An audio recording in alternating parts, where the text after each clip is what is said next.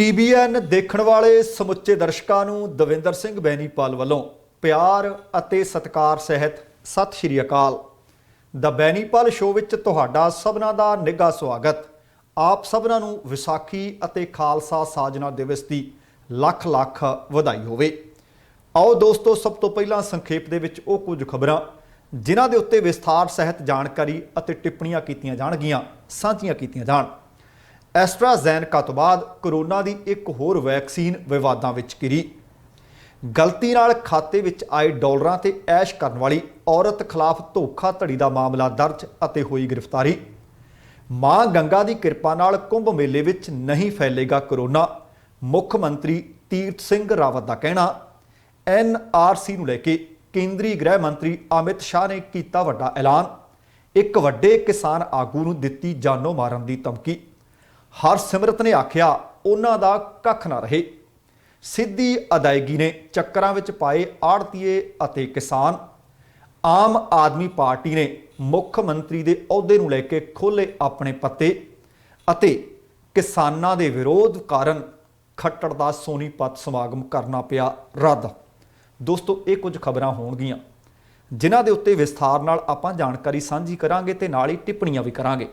ਤੇ ਨਾਲ ਹੀ ਤੁਹਾਨੂੰ ਅਪੀਲ ਹੈ ਕਿ ਜੇਕਰ ਹਾਲੇ ਤੱਕ ਤੁਸੀਂ ਆਪਣੇ ਇਸ ਚੈਨਲ ਨੂੰ ਸਬਸਕ੍ਰਾਈਬ ਨਹੀਂ ਕੀਤਾ ਤਾਂ ਕਿਰਪਾ ਕਰਕੇ ਸਬਸਕ੍ਰਾਈਬ ਕਰਕੇ ਨੋਟੀਫਿਕੇਸ਼ਨ ਵਾਲੀ ਘੰਟੀ ਜ਼ਰੂਰ ਔਨ ਕਰ ਲੈਣੀ। ਤੇ ਆਓ ਇਕੱਲੀ ਖਬਰ ਦੀ ਹੁਣ ਸਾਰ ਲਈਏ। ਦੁਨੀਆ ਭਰ ਦੇ ਵਿੱਚ ਕੋਵਿਡ ਦੇ ਮਾਮਲੇ, ਕੋਰੋਨਾ ਵਾਇਰਸ ਦੇ ਮਾਮਲੇ ਲਗਾਤਾਰ ਵਧ ਰਹੇ ਹੈ। ਕਿਤੇ ਦੂਸਰੀ, ਕਿਤੇ ਤੀਸਰੀ ਤੇ ਕਿਸੇ ਮੁਲਕ ਵਿੱਚ ਦੱਸਿਆ ਜਾ ਰਿਹਾ ਚੌਥੀ ਲਹਿਰ ਆ ਗਈ ਹੈ।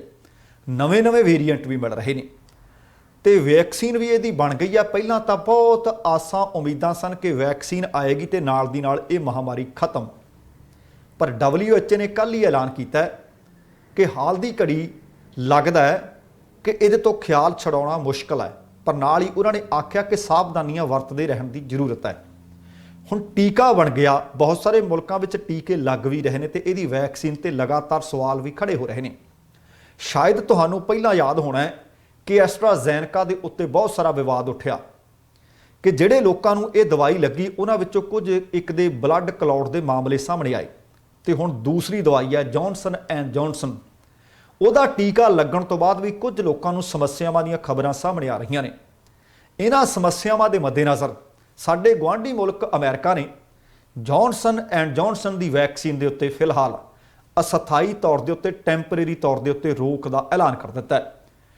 US FDA ਨੇ ਇਸ ਸਬੰਧ ਵਿੱਚ ਇੱਕ ਬਿਆਨ ਜਾਰੀ ਕੀਤਾ ਅਤੇ ਬਿਆਨ ਜਾਰੀ ਕਰਦਿਆਂ ਕਿਹਾ ਕਿ ਅਸੀਂ ਸਾਵਧਾਨੀ ਵਰਤਦੇ ਹੋਏ ਜੌਨਸਨ ਦੀ ਵੈਕਸੀਨ ਦੇ ਉੱਤੇ ਫਿਲਹਾਲ ਅਸਥਾਈ ਰੋਕ ਲਾ ਰਹੇ ਹਾਂ। ਅਮਰੀਕਾ ਵਿੱਚ ਖਬਰ ਮਿਲੀ ਸੀ ਕਿ ਵੈਕਸੀਨ ਲੈਣ ਤੋਂ ਬਾਅਦ 6 ਮਾਮਲੇ ਸਾਹਮਣੇ ਆਏ ਸਨ ਜਿਨ੍ਹਾਂ ਵਿੱਚ ਬਲੱਡ ਕਲੌਟ ਹੋਇਆ। ਪ੍ਰਸ਼ਾਸਨ ਨੇ ਉਹਨਾਂ ਦੀ ਸਮੀਖਿਆ ਕੀਤੀ ਹੈ। ਇਹ ਬਲੱਡ ਕਲੌਟ ਦੇ ਮਾਮਲੇ ਕਾਫੀ ਅਜੀਬ, ਕਾਫੀ ਦੁਰਲਭ ਦੱਸੇ ਹੈ। ਇਸ ਤਰ੍ਹਾਂ ਦੇ ਸਾਈਡ ਇਫੈਕਟ ਆਉਣਾ ਉਹ ਕਹਿੰਦੇ ਕਾਫੀ ਦੁਰਲਭ ਹੈ। ਤੇ ਉਧਰ ਯੂਰਪੀਅਨ ਮੈਡੀਸਿਨ ਏਜੰਸੀ ਨੇ ਵੀ ਇਸ ਵੈਕਸੀਨ ਦੀ ਸਮੀਖਿਆ ਕਰਨ ਦੇ ਉੱਤੇ ਐਲਾਨ ਕਰ ਦਿੱਤਾ ਕਿ ਅਸੀਂ ਵੀ ਇਸ ਦੀ ਸਮੀਖਿਆ ਕਰਾਂਗੇ। ਅਮਰੀਕੀ ਏਜੰਸੀ FDA ਨੇ ਆਖਿਆ ਕਿ ਇਸ ਬਲੱਡ ਕਲੌਟ ਦਾ ਇਲਾਜ ਆਮ ਨਾਲੋਂ ਵੱਖਰਾ ਹੈ। ਅੱਜ CDC the advisory committee of immunisation practice ਨੇ ਵੀ ਆਪਣੀ ਇੱਕ ਮੀਟਿੰਗ ਸੱਦੀ ਹੋਈ ਸੀ। ਹੋ ਸਕਦਾ ਕਿ ਜਦੋਂ ਤੱਕ ਇਹ ਖਬਰਾਂ ਦਾ ਬੁਲੇਟਿਨ ਤੁਹਾਡੇ ਤੱਕ ਪਹੁੰਚੇ ਉਦੋਂ ਤੱਕ ਕੋਈ ਨਾ ਕੋਈ ਉਹ ਇਹਦੇ ਉੱਤੇ ਵੱਡਾ ਫੈਸਲਾ ਲੈ ਲੈਣ। ਕੱਲ੍ਹ ਦੇ ਪ੍ਰੋਗਰਾਮ ਦੇ ਵਿੱਚ ਉਸ ਮੀਟਿੰਗ ਵਿੱਚ ਕੀ ਕੀਤਾ ਗਿਆ, ਕੀ ਫੈਸਲਾ ਲਿਆ ਗਿਆ, ਕੋਸ਼ਿਸ਼ ਕਰਾਂਗੇ ਕਿ ਤੁਹਾਡੇ ਨਾਲ ਸਾਂਝਾ ਕੀਤਾ ਜਾਏ। ਤੇ ਇਸ ਮੀਟਿੰਗ ਦੇ ਵਿੱਚ ਇਹ ਜਿਹੜੇ ਕੇਸ 6 ਸਾਹਮਣੇ ਆਏ ਨੇ ਉਹਨਾਂ ਦੀ ਸਮੀਖਿਆ ਕੀਤੀ ਜਾਣੀ ਹੈ ਅਤੇ ਅੱਗੇ ਦੀ ਰਣਨੀਤੀ ਤਿਆਰ ਕੀਤੀ ਜਾਏਗੀ। FDA ਨੇ ਇਸ ਦੀ ਸਮੀਖਿਆ ਕਰਨੀ ਹੈ। ਬਲੱਡ ਕਲੌਟ ਦੇ ਕੇਸ ਜਿਹੜੇ ਆਏ ਨੇ ਉਹਨਾਂ ਦੀ ਜਾਂਚ ਕਰਨੀ ਹੈ। ਜਦੋਂ ਤੱਕ ਉਹ ਕਹਿੰਦੇ ਇਹ ਪ੍ਰਕਿਰਿਆ ਮੁਕੰਮਲ ਨਹੀਂ ਹੋ ਜਾਂਦੀ, ਪੂਰੀ ਨਹੀਂ ਹੋ ਜਾਂਦੀ, ਉਨੀ ਦੇਰ ਤੱਕ ਜੌਨਸਨ ਦੀ ਇਸ ਵੈਕਸੀਨ ਦੇ ਉੱਤੇ ਰੋਕ ਲੱਗੀ ਰਹੇਗੀ। ਤੇ ਉਧਰ ਉਹ ਆਸਟ੍ਰੇਲੀਆ ਵਾਲੇ ਪਾਸੋਂ ਵੀ ਖਬਰ ਮਿਲ ਗਈ ਹੈ ਕਿ ਉਹਨਾਂ ਨੇ ਵੀ ਇਹ ਬਲੱਡ ਕਲੌਟ ਦੇ ਮਾਮਲੇ ਸਾਹਮਣੇ ਆਉਣ ਤੋਂ ਬਾਅਦ ਜੌਨਸਨ ਦਾ ਅਸਲ ਦੇ ਵਿੱਚ ਇਹ ਵੀ ਦੱਸਣਾ ਬਣਦਾ ਹੈ ਕਿ ਬਾਕੀ ਜਿੰਨੀਆਂ ਵੀ ਦਵਾਈਆਂ ਨੇ, ਭਾਵੇਂ ਫਾਈਜ਼ਰ ਹੈ, ਭਾਵੇਂ ਐਸਟਰਾਜ਼ੈਨੇਕਾ ਹੈ, ਮੋਡਰਨਾ ਹੈ, ਸਾਰਿਆਂ ਦੀਆਂ 2-2 ਖੁਰਾਕਾਂ ਲੈਣੀਆਂ ਪੈਂਦੀਆਂ। ਪਰ ਜੌਨਸਨ ਦਾ ਇਹ ਇੱਕੋ ਇੱਕ ਟੀਕਾ ਸੀ ਜਿਹੜੇ ਦੀ ਖੁਰਾਕ ਇੱਕੋ ਹੀ ਲੈਣੀ ਪੈਂਦੀ ਸੀ। ਤੇ ਆਸਟ੍ਰੇਲੀਆ ਨੇ ਵੀ ਆਖ ਦਿੱਤਾ ਕਿ ਅਸੀਂ ਵੀ ਇਹ ਟੀਕਾ ਹੁਣ ਨਹੀਂ ਖਰੀਦਾਂਗੇ। ਤੇ ਇੱਧਰ ਹੈਲਥ ਕੈਨੇਡਾ ਨੇ ਵੀ ਇੱਕ ਟਵੀਟ ਕੀਤਾ ट्वीट करके दस्सिया कि जिहड़ी ये रिपोर्ट मिली है जॉनसन एंड जॉनसन की इस दवाई के प्रति मुतलक असीं उसकी समीक्षा करांगे, क्योंकि बेहद विलक्षण किस्म के ब्लड क्लॉट का मामला अमरीका वाले पासों सामने आया है। कैनेडियन ड्रग रैगूलेटर का भी कहना है कि इस मामले पर असीं लगातार नज़र रखी हुई है। प्रधानमंत्री जस्टिन ट्रूडो ने भी आख्या है कि कैनेडा हाले भी ट्रैक ते है। इस महीने के अखीर तक कैनेडा कोल जॉनसन एंड जॉनसन की कोविड-19 वैक्सीन पहुँच सकती है। पर नाल उन्होंने ये कहा कि अमरीका दे विचों जिहड़ियां आ खबरां मिलियां ने ब्लड क्लॉट दियां, उन्हां दे उत्ते नालों नाल असीं नज़र भी बना के रखी हुई है। अगे दे फैसले उधरों की रिपोर्ट्स मिलदियां ने उहदे मुतलक ही लै जाणगे, पर वो जदों रिपोर्ट जिन्नी देर तक आउंदी नहीं उन्नी देर तक कहंदे असीं नज़र बना के रखांगे। इस तो यह भी पता चलता है कि वध तो वध वैक्सीन कारगर जिहड़ी होवे असीं उही अपने नागरिकां नूं देवांगे, पर वध तो वध कंपनियां नाल समझौते हासिल करना इस वक्त कहंदे समय की मंग है, जिस नाल कहंदे जेकर एक पासे कोई विघन पैंदा है उहदे बावजूद भी लोकां नूं कैनेडियन लोकां नूं वैक्सीन की जिहड़ी प्रक्रिया टीकाकरण जिहड़ा चल रहा है वो जारी रखा जा सके, उहदे विच कोई अड़िका उहदे विच कोई अड़चन ना पवे।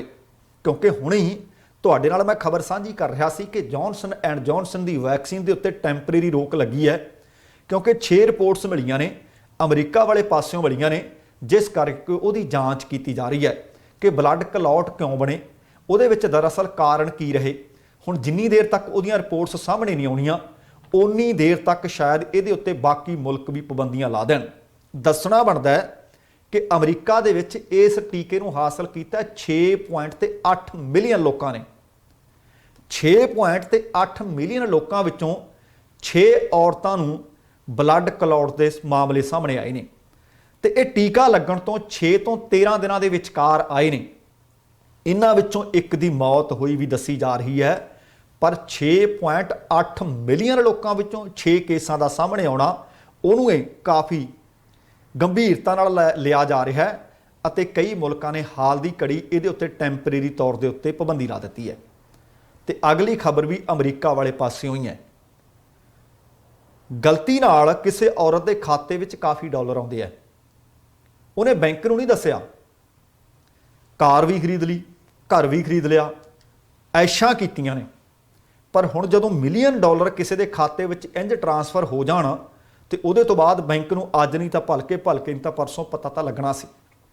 खबर मिली है कि लुसियाना की एक महिला उहदे खाते दे विच लाखां डॉलर आए, पर उन्हें वापस नहीं मोड़े, बैंक नूं नहीं दस्सिया, घर भी खरीद लिया, कार भी खरीद ली।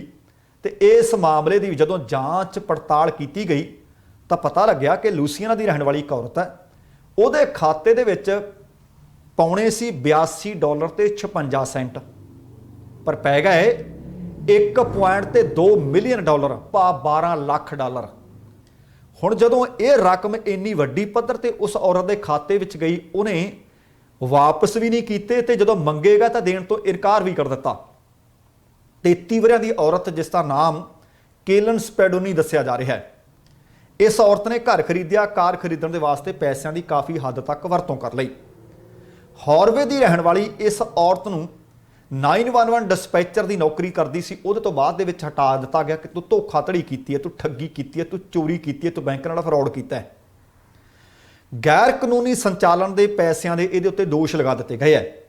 फैडरल अदालत के दस्तावेज़ों के मुताबक इस औरत ने चार्लस स्वैब नाल एक खाता खोलिया सी, अते एक सॉफ्टवेयर जदों अपग्रेड किया गया उहदे तो बाद इस वित्ती कंपनी ने उसनूं फरवरी महीने गलती नाल ज़्यादा डॉलर उहदे खाते दे विच ट्रांसफर कर दिते। जदों चार्लस स्वैब ने इस 33 वरियां की औरत नूं गलती दस्सण बारे आख्या कि आह गलती नाल हो गया सी, तेरे खाते विच पैसे ट्रांसफर हो गए सी, उन्होंने बहुत सारियां कॉल्स कीतियां, बहुत सारियां ईमेल्स कीतियां, पर इस औरत ने ना किसी बैंक के फोन का जवाब, ना उस अदारे की किसी ईमेल का जवाब दिता, नज़रअंदाज कर दिता। तो फिर इस कंपनी ने हार के मुकदमा दर्ज किया। मुकदमा दायर करने तो बाद स्पैडोनी ने पैसे वापस करने तो फिर इनकार कर दिता। अधिकारियों ते चार्लस स्वैब ने दस्सिया कि बाद दे विच कोर्ट के जरिए वो 75% पैसे वापस करवाउण दे विच कामयाब हो गए है।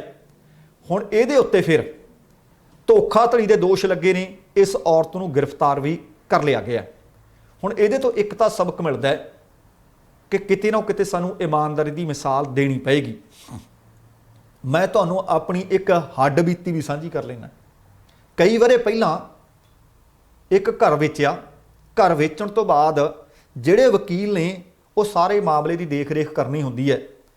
ਵਕੀਲ ਨੇ ਜਿਹੜਾ ਚੈੱਕ ਮੈਨੂੰ ਦੇਣਾ ਸੀ ਉਹ ਬੈਂਕ ਨੂੰ ਭੇਜ ਦਿੱਤਾ, ਤੇ ਜਿਹੜਾ ਬੈਂਕ ਵਾਲੇ ਵੱਧ ਪੈਸੇ ਸੀ, ਕਿਉਂਕਿ ਜਿਹੜਾ ਉੱਥੋਂ ਲੋਨ ਲਿਆ ਸੀ ਘਰ ਵੇਚ ਕੇ, ਉਹ ਲੋਨ ਦੇ ਪੈਸੇ ਵੀ ਚੁਕਤਾ ਹੋਣੇ ਸੀ, ਉਹ ਬੈਂਕ ਵਾਲਾ ਬੈਂਕ ਡਰਾਫਟ ਮੈਨੂੰ ਦੇ ਦਿੱਤਾ।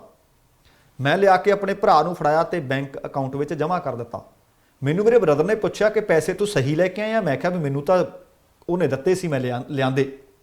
ਦੂਸਰੇ ਦਿਨ ਮੈਨੂੰ ਉਸ ਵਕੀਲ ਦਾ ਫੋਨ ਆਉਂਦਾ। ਉਹ ਕਹਿੰਦੇ ਇੱਕ ਤੁਹਾਡੇ ਨਾਲ ਗੱਲ ਕਰਨੀ ਸੀ। ਕਿੱਥੇ ਹੋ? ਮੈਂ ਕਿਹਾ ਦਫ਼ਤਰ 'ਚ। ਕਹਿੰਦੇ ਆ ਸਕਦੇ ਹੋ? ਨਾ ਅਸੀਂ ਤੁਹਾਡੇ ਕੋਲ ਆਉਣਾ, ਸਾਹ ਉਹਨਾਂ ਦੇ ਸੁੱਕੇ ਪਏ। ਮੈਂ ਕਿਹਾ ਗੱਲ ਕੀ ਹੋ ਗਈ? ਉਹ ਕਹਿੰਦੇ ਲਗਭਗ $2 ਲੱਖ ਹੈ, ਤੁਹਾਨੂੰ ਜ਼ਿਆਦਾ ਚਲਿਆ ਗਿਆ। ਮੈਂ ਕਿਹਾ ਜੇ ਸੱਚਮੁੱਚ ਜ਼ਿਆਦਾ ਚਲਿਆ ਗਿਆ, ਮੈਨੂੰ ਮੇਰੇ ਬ੍ਰਦਰ ਨੇ ਪੁੱਛਿਆ ਸੀ ਕਿ ਕਿਸ ਤੋਂ ਉਧਾਰ ਤਾਂ ਨਹੀਂ ਫੜ ਕੇ ਲਿਆਂਦੇ ਕਿ ਬੈਂਕ ਅਕਾਊਂਟ ਵਿੱਚ ਜ਼ਿਆਦਾ ਪੈਸੇ ਆਏ ਨੇ। ਮੈਂ ਕਿਹਾ ਜੀ ਬਿਲਕੁਲ, ਜੇ ਜ਼ਿਆਦਾ ਆਏ ਨੇ ਮੈਂ ਹੁਣੇ ਤੁਹਾਨੂੰ ਬੈਂਕ ਡਰਾਫਟ ਲਿਆਉਣਾ ਹੈ ਤੇ ਜਿੰਨੇ ਵਾਧੂ ਆ ਗਏ ਤੇ ਮੈਨੂੰ ਲਿਖ ਕੇ ਦੇ ਦਿਓ ਤੇ ਮੈਂ ਤੁਹਾਡੇ ਵਾਪਸ ਕਰ ਦਿੰਦਾ। ਉਹ ਕਹਿੰਦੇ ਅਸੀਂ ਇਹੋ ਹੀ ਗੱਲ ਇੱਥੇ ਕਿਸੇ ਬੰਦੇ ਨਾਲ ਬੈਠੇ ਕਰ ਰਹੇ ਸੀ। ਉਹਨਾਂ ਨੂੰ ਦੱਸਿਆ ਸੀ ਕਿ ਸਾਨੂੰ ਲੱਗਦਾ ਕਿ ਉਹਨਾਂ ਨੂੰ ਜਿਹੜਾ ਡਰਾਫਟ ਬੈਂਕ ਨੂੰ ਦੇਣਾ ਸੀ ਉਹ ਬੈਂਕ ਵਾਲਾ ਉਲਟ ਹੋ ਗਿਆ, ਇੱਕ ਦੂਸਰੇ ਨਾਲ ਵੱਟ ਕੇ ਚਲੇ ਗਏ ਨੇ ਤੇ ਗਲਤੀ ਨਾਲ ਨਾ ਵੀ ਉਹਨਾਂ ਦੇ ਉੱਤੇ ਗਲਤੀ ਨਾਲ ਹੋਰ ਪਾ ਦਿੱਤੇ ਗਏ। ਪਰ ਹੈਰਾਨੀ ਹੋਈ ਜਦੋਂ ਮੈਂ ਬੈਂਕ ਡਰਾਫਟ ਲੈ ਕੇ ਗਿਆ, ਕਿਉਂਕਿ ਉਹਦੀ $10 ਫੀਸ ਹੁੰਦੀ ਹੈ। ਉਸ ਵਕੀਲ ਦੀ ਜਿਹੜੀ ਸੈਕਟਰੀ ਸੀ ਮੈਨੂੰ ਕਹਿੰਦੀ ਇਹ 'ਚ $10 ਘੱਟ ਨੇ। ਮੈਂ ਕਿਹਾ ਜੀ ਉਹ ਕਿਹੜੇ? ਕਹਿੰਦੇ ਜਿਹੜੇ ਬੈਂਕ ਡਰਾਫਟ ਦੇ ਉੱਤੇ $10 ਸਾਡੇ ਹੋਰ ਲੱਗਣੇ ਆ। ਉਹ ਅੰਦਰ ਬੈਠੇ ਵਕੀਲ ਸਾਹਿਬ ਸੁਣ ਰਹੇ ਸੀ। ਉਹ ਕਹਿੰਦੇ ਸ਼ਰਮ ਨੂੰ ਹੱਥ ਮਾਰੋ। ਇਹ ਬੰਦਾ ਜੇਕਰ ਆਪਾਂ ਨੂੰ ਝੱਗਾ ਚੁੱਕ ਦਿੰਦਾ, ਗਲਤੀ ਆਪਣੀ ਸੀ ਨਾ ਕਿ ਇਹਦੀ ਸੀ, ਪਰ ਉਹਦੇ ਨਾਲ ਨਾ ਕੋਠੀਆਂ ਨਾ ਮਹਿਲ ਨਾ ਬਾੜੀਆਂ ਕਦੇ ਨਹੀਂ ਸੀ ਪੈਣੀਆਂ। ਪਰ ਉਹ ਵਕੀਲ ਸਾਹਿਬ, ਉਹਨਾਂ ਦੀਆਂ ਨਜ਼ਰਾਂ 'ਚ ਸ਼ਾਇਦ ਮੇਰਾ ਕੱਦ ਵੱਡਾ ਹੋਇਆ ਹੋਣਾ, ਪਰ ਜਦੋਂ ਵੀ ਹੁਣ ਕਦੇ ਕਿਸੇ ਕੰਮ ਨੂੰ ਜਾਈਦਾ ਜਾਂ ਕਿਤੇ ਫੋਨ ਉਹਨਾਂ ਨੂੰ ਲੋੜ ਪੈ ਜੇ ਕਰਨ ਦੀ, ਉਹ ਮੇਰੇ ਖਿਆਲ ਦੇ ਵਿੱਚ ਬਾਕੀਆਂ ਦਾ ਕੰਮ ਛੱਡ ਕੇ ਵੀ ਪਹਿਲਾਂ ਫੋਨ ਸੁਣਦੇ ਨੇ। ਪਰ ਉਹ ਉਹਨਾਂ ਦੀ, ਮੇਰਾ ਖਿਆਲ ਉਹਨਾਂ ਦਾ ਵੜਪਣ ਹੈ। ਪਰ ਕਾਰਨ ਇਹ ਹੈ ਕਿ ਜੇਕਰ ਉਹਨਾਂ ਦੇ ਖਾਤੇ ਦੇ ਵਿੱਚ, ਮੈਂ ਉਦਾਹਰਨ ਤੁਹਾਡੇ ਨਾਲ ਤਾਂ ਸਾਂਝੀ ਕੀਤੀ ਹੈ ਕਿ ਮੇਰੇ ਨਾਲ ਖੁਦ ਬੀਤੀ ਹੈ, ਕੈਨੇਡਾ ਦੇ ਵਿੱਚ ਬੀਤੀ ਹੈ, ਆਪਣੇ ਸ਼ਹਿਰ ਦੇ ਵਿੱਚ ਬੀਤੀ ਹੈ। ਸੋ ਜੇਕਰ ਸਾਡੇ ਕੋਲ ਕਿਸੇ ਦੇ ਇਸ ਤਰ੍ਹਾਂ ਪੈਸੇ ਵਾਧੂ ਖਾਤੇ ਵਿੱਚ ਆ ਜਾਂਦੇ ਨੇ, ਪਤਾ ਤਾਂ ਲੱਗ ਹੀ ਜਾਂਦਾ ਕਿ ਮੇਰੇ ਨੇ, ਕਿਉਂਕਿ ਜੇ ਉਹਨਾਂ ਦੇ $85 $86 ਜਾਂ $82 56 ਸੈਂਟ ਆਉਣੇ ਸੀ, ਜੇ $1.2 ਮਿਲੀਅਨ ਉਹਦੇ ਖਾਤੇ ਵਿੱਚ ਆ ਗਿਆ, ਉਹਨੂੰ ਆਪਣੇ ਉਸ ਵਿੱਤੀ ਅਦਾਰੇ ਨਾਲ ਸੰਪਰਕ ਤਾਂ ਕਰਨਾ ਚਾਹੀਦਾ ਸੀ ਕਿ ਲੋਟਰੀ ਮੈਂ ਨਹੀਂ ਕਿਤੇ ਭਾਈ, ਲੋਟਰੀ ਮੇਰੀ ਨਿਕਲੀ ਨਹੀਂ, ਇੰਨੇ ਡਾਲਰ ਮੇਰੇ ਖਾਤੇ ਵਿੱਚ ਆ ਕਿਵੇਂ ਗਏ। ਪਰ ਇਸ ਔਰਤ ਨੇ ਘਰ ਵੀ ਖਰੀਦ ਲਿਆ, ਕਾਰ ਵੀ ਖਰੀਦ ਲਈ ਤੇ ਐਸ਼ ਪ੍ਰਸਤੀ ਕਰਨ ਲੱਗ ਪਈ। ਪਰ ਹੁਣ ਉਸ ਨੂੰ ਗ੍ਰਿਫਤਾਰ ਕਰ ਲਿਆ ਗਿਆ। ਅਗਲੀ ਖਬਰ ਹੈ ਕਿ ਕਰੋਨਾ ਫੈਲ ਰਿਹਾ ਹੈ। ਕਰੋਨਾ ਸਿਰਫ ਜਿੱਥੇ ਰੈਲੀਆਂ ਨੇ ਉੱਥੇ ਬਿਲਕੁਲ ਨਹੀਂ ਫੈਲ ਰਿਹਾ। ਪਰ ਆਹ ਖਬਰ ਬੀਤੇ ਕਈ ਦਿਨ ਤੋਂ ਚਰਚਾ ਦੇ ਵਿੱਚ ਹੈ ਤੇ ਸਾਡੀ ਇਸ ਚੀਜ਼ ਨਾਲ ਆਸਥਾ ਵੀ ਜੁੜੀ ਹੋਈ ਹੈ, ਕਿਉਂਕਿ ਕੁੰਭ ਦਾ ਮੇਲਾ ਚੱਲ ਰਿਹਾ ਹੈ। ਕਰੋਨਾ ਮਹਾਮਾਰੀ ਇਸ ਵਕਤ ਬਹੁਤ ਵੱਡੇ ਪੱਧਰ ਤੇ ਫੈਲ ਰਹੀ ਹੈ ਤੇ ਉਧਰ ਉੱਤਰਾਖੰਡ ਦੇ ਹਰਿਦੁਆਰ ਦੇ ਵਿੱਚ ਕੁੰਭ ਦਾ ਮੇਲਾ ਲੱਗਿਆ ਹੋਇਆ ਹੈ। ਲੋਕਾਂ ਨੇ ਜਦੋਂ ਪੁੱਛਿਆ ਕਿ ਕਿਤੇ ਇਸ ਕੁੰਭ ਦੇ ਮੇਲੇ ਦੇ ਵਿੱਚ ਲੱਖਾਂ ਦੀ ਗਿਣਤੀ ਦੇ ਵਿੱਚ ਸ਼ਰਧਾਲੂ ਆ ਰਹੇ ਹੈ, ਕਿਤੇ ਇਹਦੇ ਨਾਲ ਕਰੋਨਾ ਜ਼ਿਆਦਾ ਤਾਂ ਨਹੀਂ ਫੈਲ ਜਾਏਗਾ, ਤਾਂ ਉੱਥੋਂ ਦੇ ਮੁੱਖ ਮੰਤਰੀ ਤੀਰਥ ਸਿੰਘ ਰਾਵਤ, ਸ਼ਾਇਦ ਤੁਹਾਨੂੰ ਯਾਦ ਹੋਣਾ ਬੀਤੇ ਦਿਨੀ ਇੱਕ ਬੜਾ ਭੈੜਾ ਜਿਹਾ ਬਿਆਨ ਵੀ ਦਿੱਤਾ ਸੀ ਉਹਨਾਂ ਨੇ, ਔਰਤਾਂ ਦੇ ਕੱਪੜਿਆਂ ਨੂੰ ਲੈ ਕੇ, ਜੀਨਸ ਫਟੀਆਂ ਨੂੰ ਲੈ ਕੇ ਬਾਅਦ ਦੇ ਵਿੱਚ ਮੁਆਫੀ ਮੰਗਣੀ ਪਈ ਸੀ। ਇਹ ਉਹੀ ਮੁੱਖ ਮੰਤਰੀ ਨੇ। ਹੁਣ ਜਦੋਂ ਇਹਨਾਂ ਨੂੰ ਪੁੱਛਿਆ ਗਿਆ ਤਾਂ ਉਹ ਕਹਿੰਦੇ ਨਹੀਂ, ਮਾਂ ਗੰਗਾ ਦੇ ਆਸ਼ੀਰਵਾਦ ਨਾਲ ਇੱਥੇ ਕਰੋਨਾ ਬਿਲਕੁਲ ਨਹੀਂ ਫੈਲ ਸਕਦਾ। ਮੁੱਖ ਮੰਤਰੀ ਤੀਰਥ ਸਿੰਘ ਰਾਵਤ ਨੇ ਕਿਹਾ ਕਿ ਕੁੰਭ ਦੀ ਤੁਲਨਾ ਮਰਕਜ਼ ਨਾਲ ਨਹੀਂ ਕੀਤੀ ਜਾ ਸਕਦੀ, ਕਿਉਂਕਿ ਉਹਨਾਂ ਨੂੰ ਪੁੱਛਿਆ ਸੀ ਕਿ ਦਿੱਲੀ ਦੇ ਮਰਕਜ਼ ਦੇ ਵਿੱਚ ਕਹਿੰਦੇ ਸੀ ਕਿ ਉੱਥੇ 500-700 ਤਬਲੀਗੀ ਜਦੋਂ ਕਰੋਨਾ ਦੀ ਲਾਗ ਸ਼ੁਰੂ ਹੋਈ ਹੈ ਇਕੱਠੇ ਹੋਏ ਤੇ ਕਰੋਨਾ ਫੈਲ ਗਿਆ।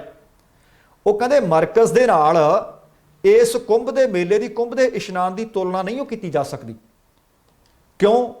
ਕਿਉਂਕਿ ਕਹਿੰਦੇ ਮਰਕਜ਼ ਦੇ ਵਿੱਚ ਲੋਕ ਬੰਦ ਕਮਰੇ ਵਿੱਚ ਇਕੱਠੇ ਸਨ ਤੇ ਕੁੰਭ ਦਾ ਮੇਲਾ ਖੁੱਲੇ ਅਸਮਾਨ ਹੇਠ ਲੱਗਿਆ ਹੋਇਆ ਹੈ, ਇਸ ਕਰਕੇ ਇੱਥੇ ਕਰੋਨਾ ਨਹੀਂ ਫੈਲ ਸਕਦਾ। ਉਹਨਾਂ ਕਿਹਾ ਕਿ ਮਾਂ ਗੰਗਾ ਦੀ ਨਿਰੰਤਰ ਧਾਰਾ ਹੈ, ਮਾਂ ਗੰਗਾ ਦਾ ਆਸ਼ੀਰਵਾਦ ਲੈ ਕੇ ਜਿਹੜੇ ਸ਼ਰਧਾਲੂ ਜਾਣਗੇ ਉਹਨਾਂ ਨੂੰ ਕਰੋਨਾ ਕੁਝ ਨਹੀਂ ਆਖੇਗਾ। ਇਸ ਤੋਂ ਪਹਿਲਾਂ ਸ਼ਾਇਦ ਤੁਹਾਨੂੰ ਯਾਦ ਹੋਵੇ ਕਿ ਸੋਮਵਾਰ ਵਾਲੇ ਦਿਨ ਸਕੱਤਰੇਤ ਦੇ ਵਿੱਚ ਜਦੋਂ ਪੱਤਰਕਾਰਾਂ ਨਾਲ ਗੱਲਬਾਤ ਕਰ ਰਹੇ ਸਨ ਤਾਂ ਉਹਨਾਂ ਨੂੰ ਪੁੱਛਿਆ ਗਿਆ ਕਿ ਤੁਹਾਨੂੰ ਪਤਾ ਹੈ ਕਿ ਕਿੰਨੇ ਕੁ ਲੋਕ ਆਏ ਨੇ ਤੇ ਮਰਕਜ਼ ਦੇ ਵਿੱਚ ਕਿੰਨੇ ਸੀ, ਤਾਂ ਉਹਨਾਂ ਨੇ ਦੱਸਿਆ ਕਿ ਦੂਸਰੇ ਸ਼ਾਹੀ ਇਸ਼ਨਾਨ ਦੇ ਵਿੱਚ ਅਖਾੜਿਆਂ ਦੇ ਸੰਤਾਂ ਤੋਂ ਲੈ ਕੇ ਸਮਾਜ ਦੇ ਆਮ ਲੋਕਾਂ ਤੱਕ ਲੱਖਾਂ ਦੀ ਗਿਣਤੀ ਵਿੱਚ ਸ਼ਰਧਾਲੂ ਪਹੁੰਚੇ ਨੇ। ਹਰਿਦੁਆਰ 'ਚ ਕੁੰਭ 2021 'ਚ ਡੁਬਕੀ ਲਾ ਕੇ ਉਹ ਕਹਿੰਦੇ ਲਾਭ ਪ੍ਰਾਪਤ ਕਰਨ ਵਾਲੇ ਜਿਹੜੇ ਲੋਕ ਨੇ ਉਹਨਾਂ ਦਾ ਅੰਕੜਾ ਕਾਫੀ ਵੱਡਾ ਸੀ, ਕਿਉਂਕਿ ਕਹਿੰਦੇ ਉਤਸ਼ਾਹ ਬਹੁਤ ਸੀ। ਪਤਾ ਲੱਗਿਆ ਸੀ ਕਿ ਸੋਮਵਾਰ ਦੀ ਸਵੇਰ ਤੱਕ 15 ਲੱਖ ਸ਼ਰਧਾਲੂ ਇਸ਼ਨਾਨ ਕਰ ਚੁੱਕੇ ਸਨ ਅਤੇ ਸ਼ਾਮ 6 ਵਜੇ ਤੱਕ ਇਹ ਸ਼ਰਧਾਲੂਆਂ ਦਾ ਅੰਕੜਾ 28 ਲੱਖ ਤੇ ਪਹੁੰਚ ਗਿਆ ਸੀ। ਉਹਨਾਂ ਉਮੀਦ ਪ੍ਰਗਟਾਈ ਕਿ ਸ਼ਾਹੀ ਇਸ਼ਨਾਨ ਦੀ ਸਮਾਪਤੀ ਤੱਕ ਕੁੰਭ ਦੇ ਮੇਲੇ ਵਿੱਚ 35 ਲੱਖ ਸ਼ਰਧਾਲੂ ਇਸ਼ਨਾਨ ਕਰ ਚੁੱਕੇ ਹੋਣਗੇ। ਇਸੇ ਦਰਮਿਆਨ ਉੱਤਰਾਖੰਡ ਦੇ ਆਈਜੀ ਸੰਜੇ ਗੁੰਜਿਆਲ ਨੂੰ ਵੀ ਪੁੱਛਿਆ ਗਿਆ ਕਿ ਇੱਕ ਪਾਸੇ ਲਗਾਤਾਰ ਕੋਵਿਡ ਨੂੰ ਲੈ ਕੇ ਪਾਬੰਦੀਆਂ ਵਿੱਚ ਵਾਧਾ ਕੀਤਾ ਜਾ ਰਿਹਾ ਹੈ, ਬਹੁਤ ਸਾਰੇ ਲੋਕ ਨੇ ਜਿਹੜੇ ਕੋਵਿਡ ਦੇ ਨਿਯਮਾਂ ਦੀ ਪਾਲਣਾ ਵੀ ਨਹੀਂ ਕਰ ਰਹੇ, ਤੇ ਫਿਰ ਤੁਸੀਂ ਕੀ ਕਹੋਗੇ? ਕੁੰਭ ਦੇ ਮੇਲੇ ਦੇ ਵਿੱਚ ਤਾਂ ਲੱਖਾਂ ਦੀ ਗਿਣਤੀ ਵਿੱਚ ਸ਼ਰਧਾਲੂ ਆ ਰਹੇ ਨੇ, ਚਲਾਨ ਵੀ ਨਹੀਂ ਕਿਸੇ ਦਾ ਕੱਟਿਆ ਜਾ ਸਕਦਾ।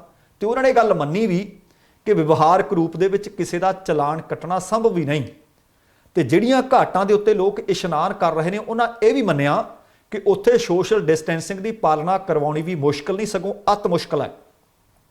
ਉਹ ਕਹਿੰਦੇ ਜੇਕਰ ਅਸੀਂ ਸੋਸ਼ਲ ਡਿਸਟੈਂਸਿੰਗ ਦਾ ਪਾਲਣ ਕਰਵਾਉਣ ਦੀ ਗੱਲ ਕਹੀਏ ਤਾਂ ਲੋਕਾਂ ਦੇ ਵਿੱਚ ਭਾਜੜ ਪੈ ਜਾਏਗੀ ਅਤੇ ਸਥਿਤੀ ਇਹ ਹੋ ਜਾਏ ਕਿ ਉੱਥੇ ਲੋਕ ਇੱਕ ਦੂਸਰੇ ਦੇ ਹੇਠ ਆ ਸਕਦੇ ਹੈ।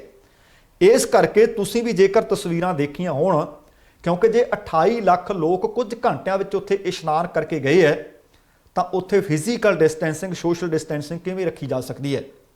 ਪਰ ਫਿਰ ਵੀ ਰੱਬ ਵਰਸਦਾ। ਤੀਰਥ ਸਿੰਘ ਰਾਵਤ ਹੋਰਾਂ ਦਾ ਕਹਿਣਾ ਕਿ ਭਾਵੇਂ ਉੱਥੇ ਲੋਕ ਇਕੱਠੇ ਵੀ ਹੋ ਜਾਣ ਪਰ ਉਹਨਾਂ ਨੂੰ ਕਰੋਨਾ ਨਹੀਂ ਹੋ ਸਕਦਾ। ਪਰ ਦੂਸਰੇ ਪਾਸੇ ਅੱਜ ਵਿਸਾਖੀ ਹੈ। ਸ਼ਾਇਦ ਤੁਹਾਨੂੰ ਸਭਨਾਂ ਨੂੰ ਯਾਦ ਹੋਣਾ ਹੈ ਕਿ 13 ਅਪ੍ਰੈਲ ਅਤੇ 1919 ਨੂੰ ਜੱਲਿਆਂਵਾਲੇ ਬਾਗ ਦੇ ਵਿੱਚ ਇੱਕ ਖੂਨੀ ਸਾਕਾ ਵਾਪਰਿਆ ਸੀ। ਉਹਨਾਂ ਸ਼ਹੀਦਾਂ ਦੀ ਖੂਨ ਦੇ ਨਾਲ ਧਰਤੀ ਲਾਲੋ ਲਾਲ ਹੋ ਗਈ ਸੀ।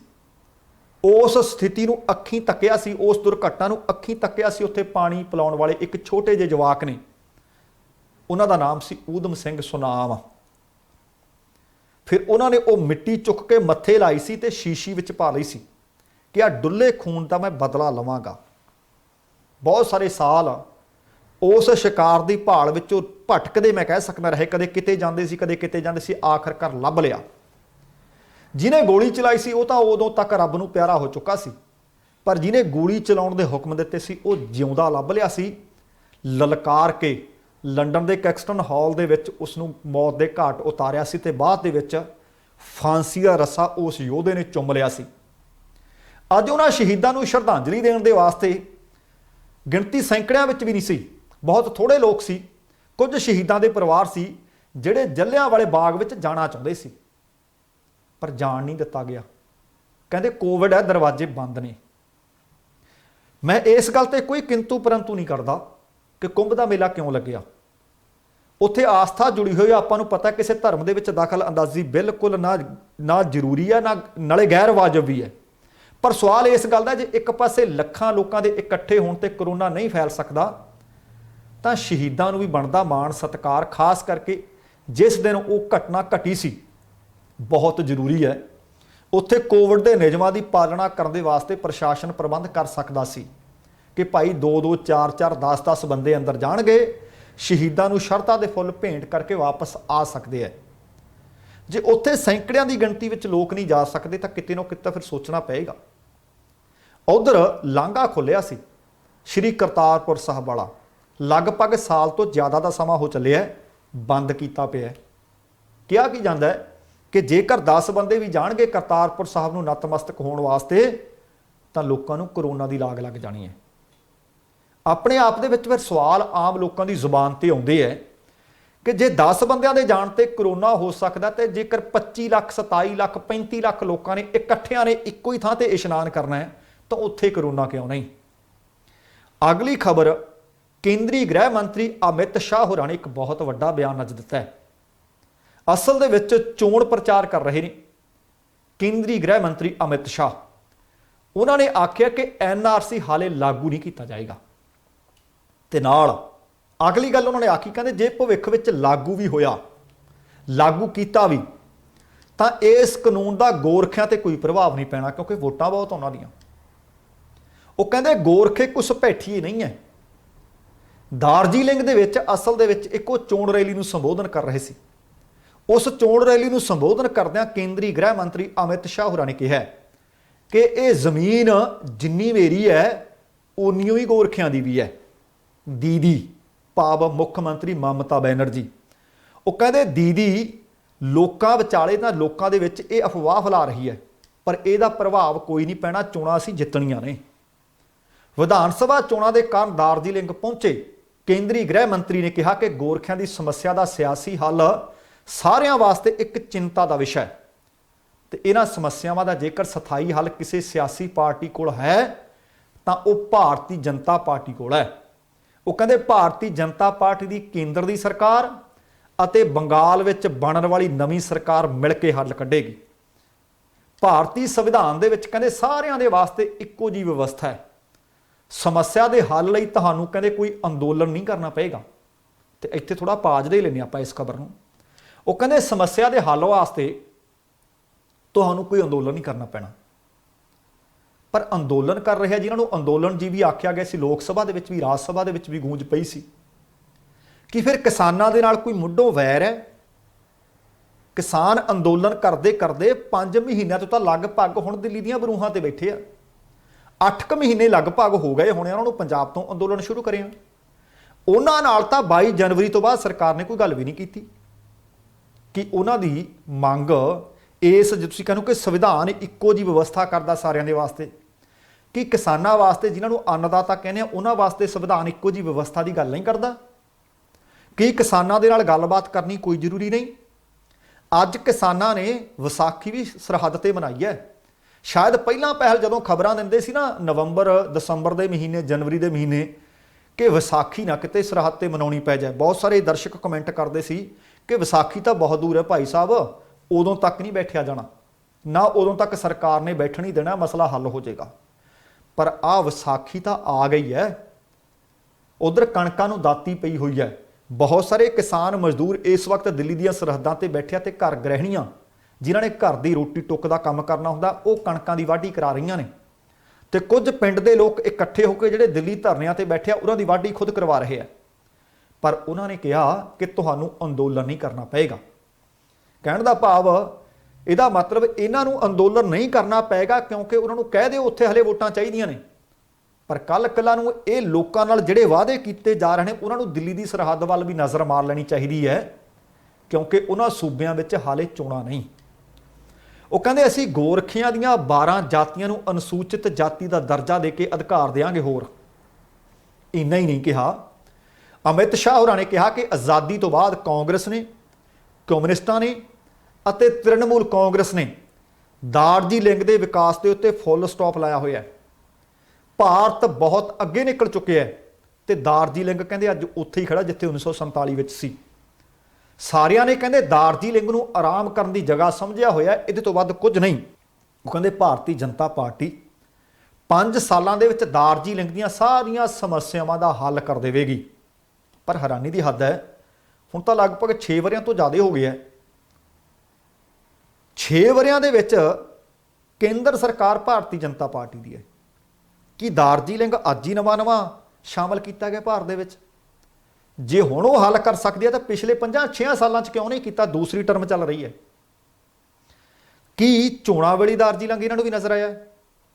ਉਹ ਕਹਿੰਦੇ 2 ਮਈ ਨੂੰ ਪਹਾੜ ਤੇ ਅੱਗ ਨਹੀਂ ਲੱਗੇਗੀ ਪਰ ਦੀਵੇ ਵਾਲ ਕੇ ਉਤਸਵ ਮਨਾਇਆ ਜਾਏਗਾ। ਕਹਿਣ ਦਾ ਭਾਵ ਉਹਨਾਂ ਦਾ ਇਹ ਸੀ ਕਿ 2 ਮਈ ਤੋਂ ਬਾਅਦ ਸਰਕਾਰ ਭਾਰਤੀ ਜਨਤਾ ਪਾਰਟੀ ਦੀ ਆਵੇਗੀ ਤੇ ਲੋਕ ਖੁਸ਼ੀ ਮਨਾਉਣਗੇ ਕਿਉਂਕਿ ਉਹਨਾਂ ਦੀਆਂ ਸਾਰੀਆਂ ਸਮੱਸਿਆਵਾਂ ਦਾ ਹੱਲ ਹੋ ਜਾਏਗਾ। ਹੁਣ ਭਾਰਤ ਦੇ ਵਿੱਚ ਤਾਂ ਕੇਂਦਰ ਦੀ ਸਰਕਾਰ ਭਾਰਤੀ ਜਨਤਾ ਪਾਰਟੀ ਦੀ ਹੈ। ਤੁਸੀਂ ਹੇਠਾਂ ਕਮੈਂਟ ਕਰਕੇ ਦੱਸ ਦਿਓ ਕਿ ਕੀ ਇਹਨਾਂ ਦੀ ਸਰਕਾਰ ਆਉਣ ਤੋਂ ਬਾਅਦ ਸਾਰੀਆਂ ਸਮੱਸਿਆਵਾਂ ਦਾ ਹੱਲ ਹੋ ਗਿਆ? 2 ਕਰੋੜ ਨੌਕਰੀਆਂ ਮਿਲਣੀਆਂ ਸੀ ਕਿ ਹਰ ਸਾਲ 2 ਕਰੋੜ ਨੌਕਰੀਆਂ ਮਿਲੀਆਂ ਨੇ। ਪਹਿਲੀ ਟਰਮ ਪੂਰੀ ਹੋਊਗੀ ਤੇ ਦੂਸਰੀ ਚੱਲ ਰਹੀ ਹੈ। ਬੀਤੇ ਦਿਨੀ ਮਾਨਯੋਗ ਪ੍ਰਧਾਨ ਮੰਤਰੀ ਹੋਰੀ ਵੀ ਕਹਿੰਦੇ ਸੀ ਕਿ ਪੱਛਮੀ ਬੰਗਾਲ ਦੇ ਵਿੱਚ ਸਾਡੀ ਸਰਕਾਰ ਬਣਾਓ, ਭਾਰਤੀ ਜਨਤਾ ਪਾਰਟੀ ਦੀ ਸਰਕਾਰ ਬਣਾਓ ਅਤੇ ਤੁਹਾਡੇ ਖਾਤਿਆਂ ਦੇ ਵਿੱਚ 18 ਹਜ਼ਾਰ ਰੁਪਈਆ ਆਊਗਾ। ਪਹਿਲਾਂ 14 ਲੱਖ ਆਉਣਾ ਸੀ, ਸ਼ਾਇਦ ਉਹ ਵੀ ਆ ਗਿਆ ਹੋਣਾ।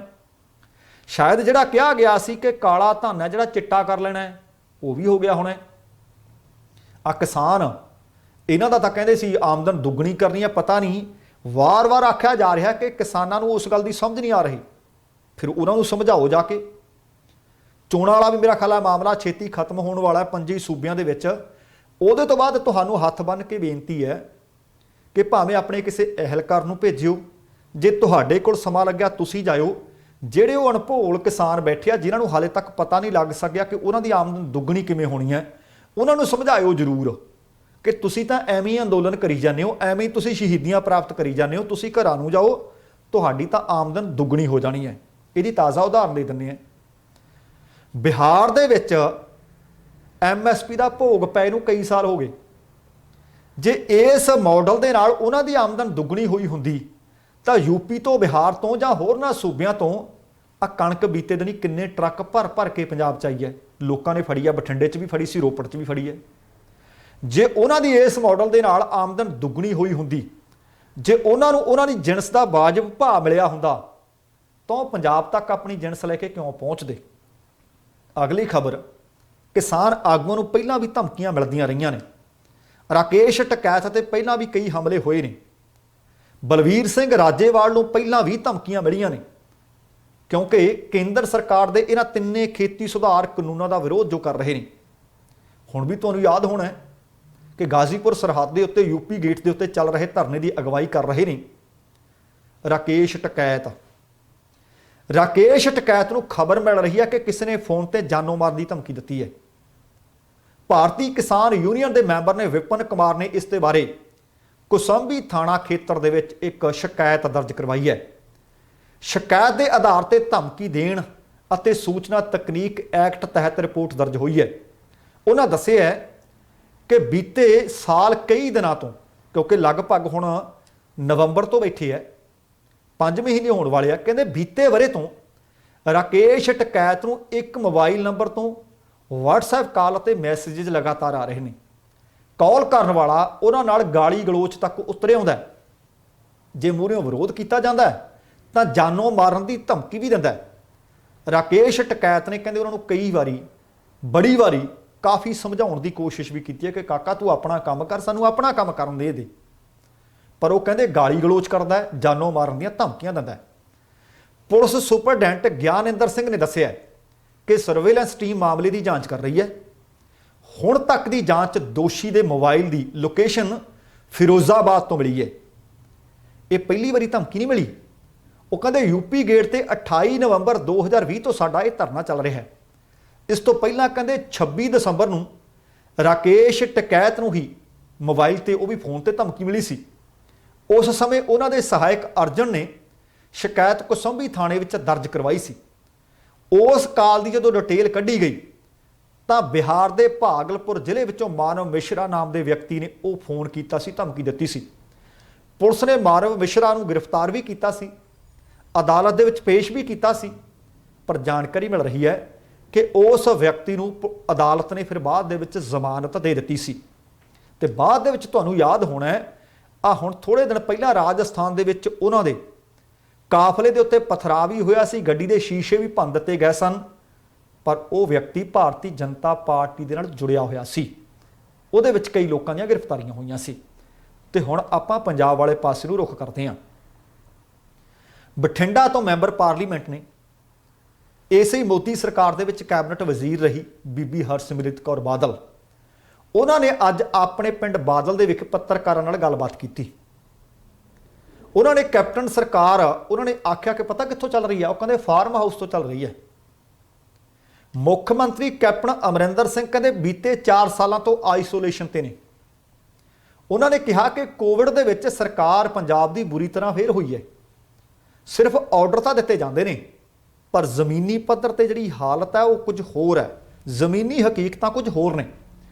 ਕਰੋਨਾ ਪੰਜਾਬ ਦੇ ਵਿੱਚ ਤੇਜ਼ੀ ਨਾਲ ਕਹਿੰਦੇ ਪੈਰ ਪਸਾਰ ਰਹੀ ਹੈ, ਪਰ ਸਰਕਾਰ ਕੇਵਲ ਕਾਗਜ਼ੀ ਹੁਕਮਾਂ ਤੱਕ ਸੀਮਤ ਹੋ ਕੇ ਰਹਿ ਗਈ ਹੈ। ਸਿਰਫ ਪੰਜਾਬ ਸਰਕਾਰ ਦੀ ਗੱਲਬਾਤ ਨਹੀਂ ਕੀਤੀ। ਜਿਸ ਸਰਕਾਰ ਦੇ ਵਿੱਚ ਉਹ ਕੇਂਦਰ ਦੇ ਵਿੱਚ ਵਜ਼ੀਰ ਰਹੇ, ਕੇਂਦਰ ਸਰਕਾਰ ਤੇ ਵੀ ਬੀਬਾ ਹਰਸਿਮਰਤ ਬਾਦਲ ਨੇ ਤਿੱਖੇ ਹਮਲੇ ਕੀਤੇ। ਉਹਨਾਂ ਕਿਹਾ ਕਿ ਇਹ ਕੇਂਦਰ ਸਰਕਾਰ ਕਿਸਾਨ ਵਿਰੋਧੀ ਉਹ ਨਹੀਂ, ਸਗੋਂ ਲੋਕ ਵਿਰੋਧੀ ਵੀ ਹੈ। ਉਹਨਾਂ ਕਿਹਾ ਕਿ 300 ਤੋਂ ਵੱਧ ਕਿਸਾਨਾਂ ਦੀ ਜਾਨ ਚਾ ਚੁੱਕੀ ਹੈ, ਪਰ ਸਰਕਾਰ ਅੜੀਅਲ ਰਵੱਈਆ ਅਪਣਾ ਰਹੀ ਹੈ ਤੇ ਹਾਲੇ ਤੱਕ ਅਜਿਹਾ ਅੜੀਅਲ ਸਰਕਾਰ ਜਾਂ ਅੜੀਅਲ ਵਤੀਰਾ ਮੈਂ ਕਦੀ ਨਹੀਂ ਦੇਖਿਆ, ਕਿਉਂਕਿ ਕੁਝ ਮਹੀਨੇ ਪਹਿਲਾਂ ਇਸੇ ਹੀ ਸਰਕਾਰ ਦੇ ਵਿੱਚ ਬੀਬਾ ਜੀ ਮੰਤਰੀ ਵੀ ਸਨ। ਸ਼ਾਇਦ ਉਹ ਚੰਗੀ ਤਰ੍ਹਾਂ ਜਾਣਦੇ ਹੋਣਗੇ ਕਿ ਸਰਕਾਰ ਕਿੰਨੀ ਕੁ ਅੜੀਅਲ ਹੈ ਜਾਂ ਨਹੀਂ। ਉਹਨਾਂ ਕਿਹਾ ਕਿ ਇਹ ਤਿੰਨੇ ਕਾਨੂੰਨਾਂ ਦੇ ਸੰਬੰਧੀ ਕੈਪਟਨ ਅਮਰਿੰਦਰ ਸਿੰਘ ਦੀ ਨੀਤੀ ਵੀ ਕਿਸਾਨਾਂ ਦੇ ਵਿਰੋਧੀ ਨੀਤੀ ਹੈ। ਸਿੱਧੀ ਅਦਾਇਗੀ ਦੇ ਮਾਮਲੇ ਦੇ ਵਿੱਚ ਕੈਪਟਨ ਸਰਕਾਰ ਨੇ ਕੇਂਦਰ ਸਰਕਾਰ ਦੇ ਅੱਗੇ ਕਹਿੰਦੇ ਐਨ ਮੁਕੰਮਲ ਰੂਪ ਦੇ ਵਿੱਚ ਗੋਡੇ ਟੇਕ ਦਿੱਤੇ ਹੈ।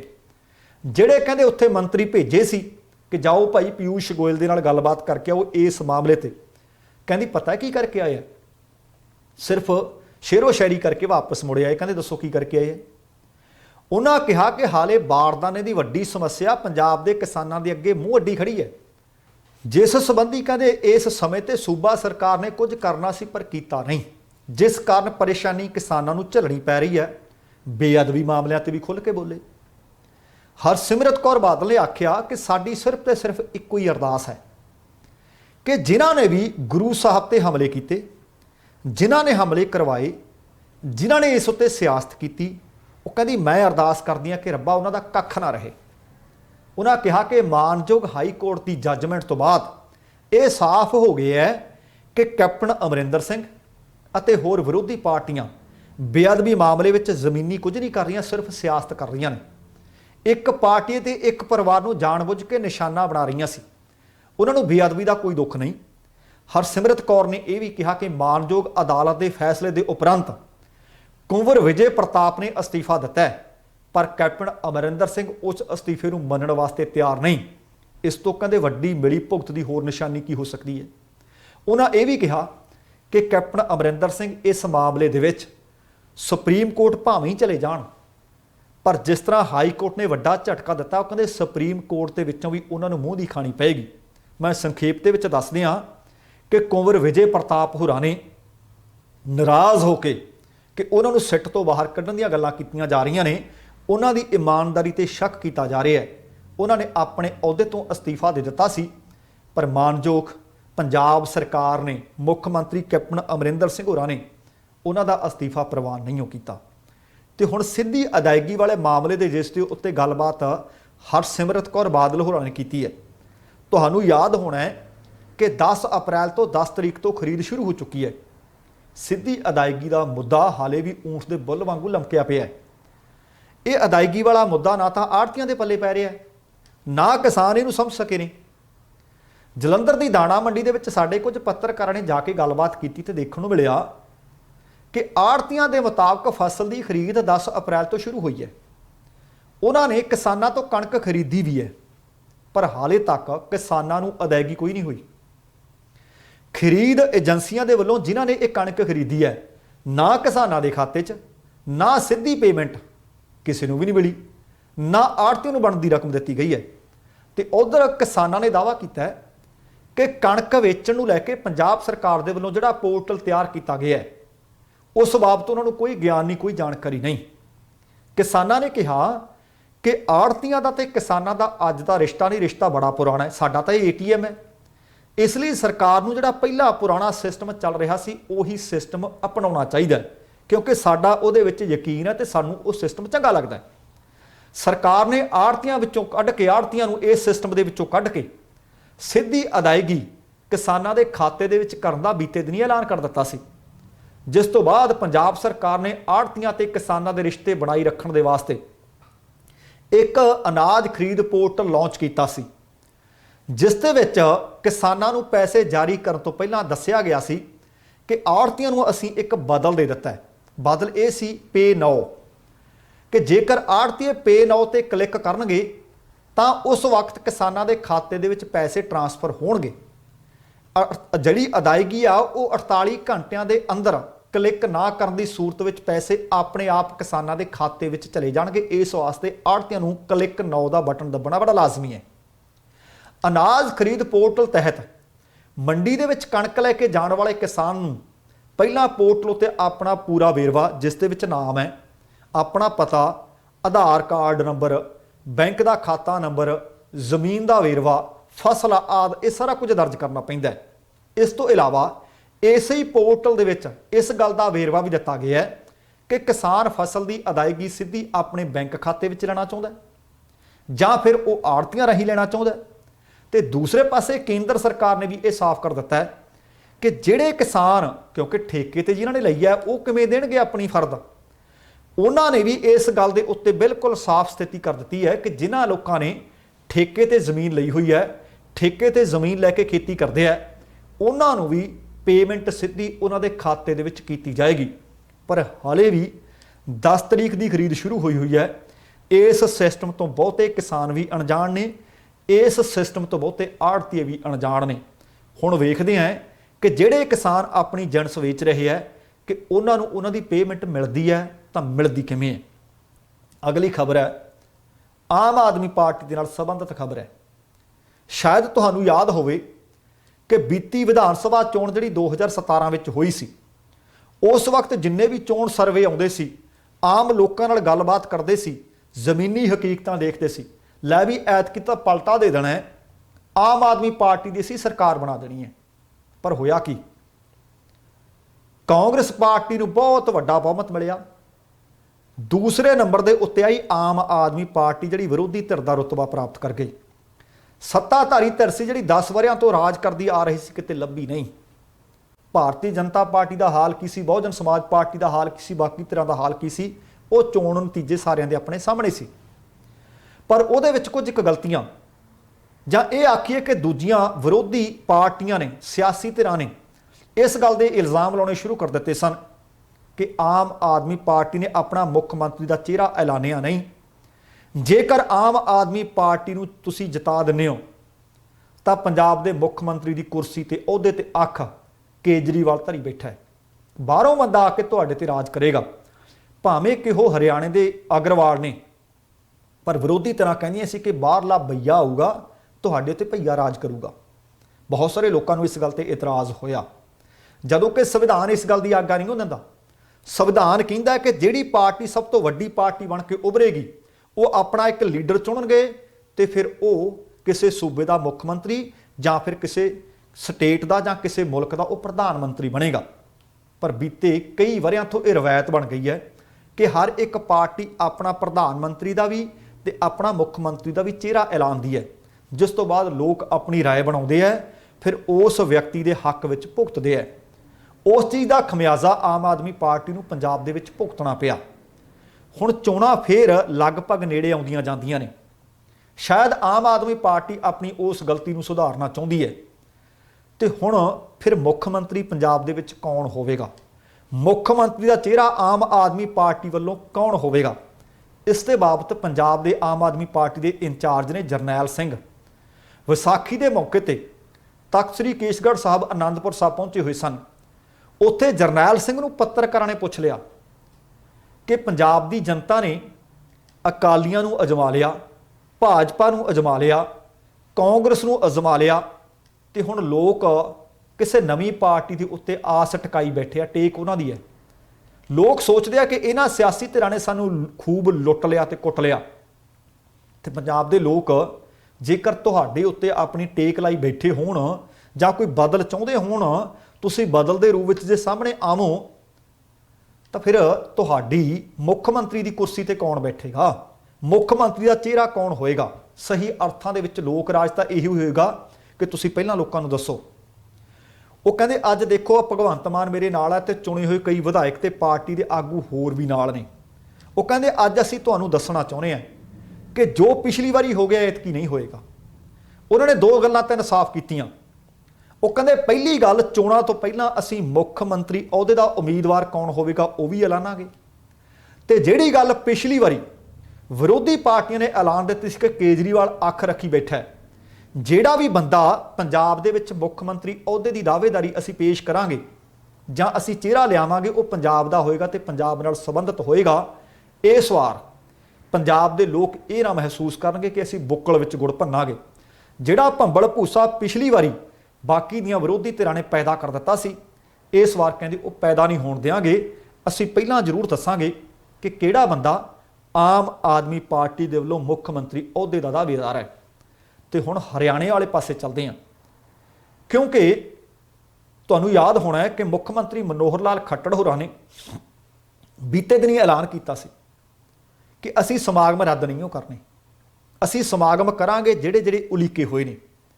ਅੱਜ ਸਰਹੱਦ ਦੇ ਉੱਤੇ ਜਿਵੇਂ ਵਿਸਾਖੀ ਮਨਾ ਕੇ ਹਟੇ ਨੇ ਤੇ ਨਾਲ ਸੰਯੁਕਤ ਕਿਸਾਨ ਮੋਰਚਾ ਦੇ ਵੱਲੋਂ ਐਲਾਨ ਕੀਤਾ ਹੋਇਆ ਹੈ ਕਿ ਡਾਕਟਰ ਭੀਮ ਰਾਓ ਅੰਬੇਦਕਰ ਦਾ ਜਨਮ ਦਿਨ ਸੰਵਿਧਾਨ ਬਚਾਓ ਦਿਵਸ ਦੇ ਰੂਪ ਵਿੱਚ 14 ਅਪ੍ਰੈਲ ਨੂੰ ਮਨਾਇਆ ਜਾਣਾ ਹੈ।